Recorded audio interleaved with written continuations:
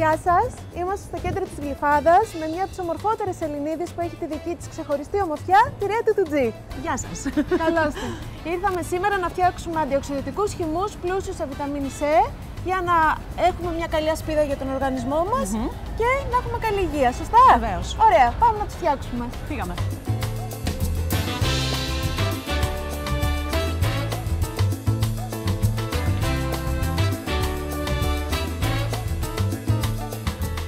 Ωραία. Τι θα έλεγες να φτιάχναμε ένα χυμό αντιοξυδοτικό, πλούσιο σε βιταμίνη C, δροσιστικό για όλη την ημέρα.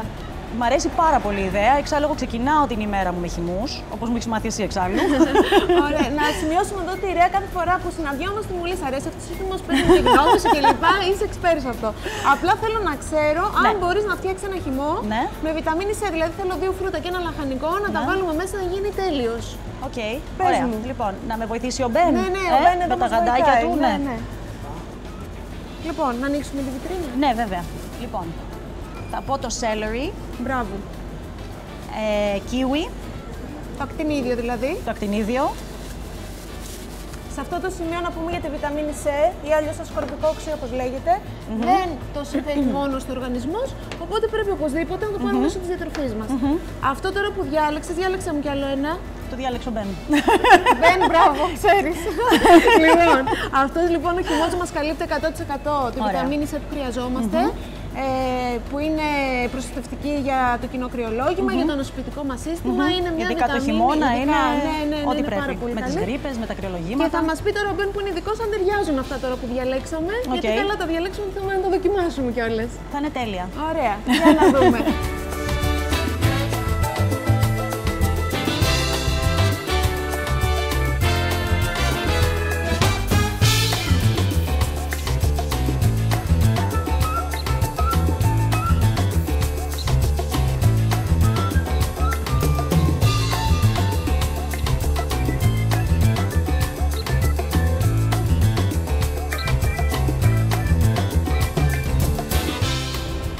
Πάρα πολύ ωραίος φαίνεται ο χυμός, τι λες? Ευχαριστώ πάρα πολύ. Και ωραίο χρώμα και ωραία γεύση φαίνεται. Εγώ ήδη άπλωσα το χέρι κατευθείαν να τον αρπάξω το χυμό. Ωραία, να πούμε και την δοσολογία όμως για να την ξέρετε. Εγώ θα δοκιμάσω. Ωραία.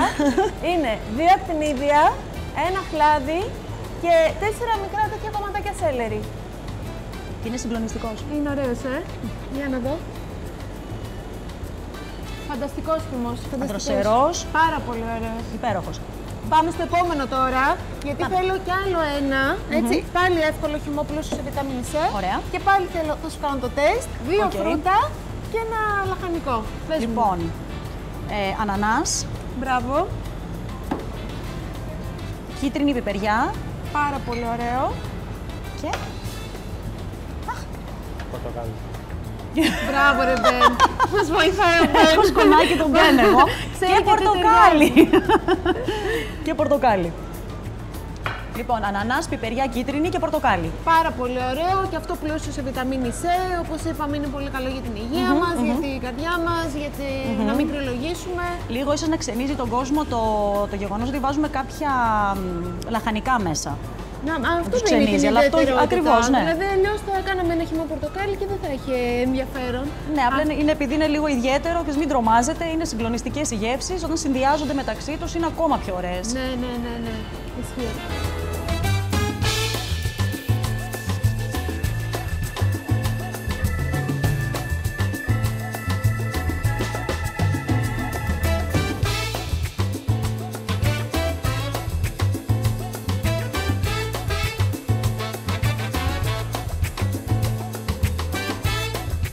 Έτοιμος και δεύτερος χυμός μας. Ας το δοκιμάσουμε.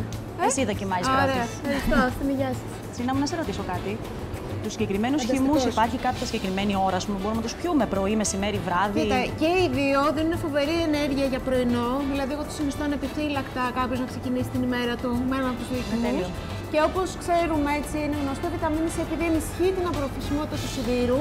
Για κάποιον που ίσως έχει χαμηλή απορροφησιμότητα σιδήρου, χαμηλά επίπεδα, θα μπορούσε να το συνδυάσει με ένα ελαφρύ γεύμα μεσημεριανό, το οποίο να έχει και πρωτεΐνη.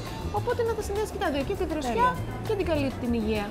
Τέλειο. Πάρα πολύ ωραίο. Λοιπόν, να πάρω κι εγώ το χυμό. Στην υγειά μας. Στην υγειά μας, λοιπόν. Θα το προτείνουμε ανεπιφύλακτα, είναι και οι δύο πάρα πολύ ωραίοι χυμοί.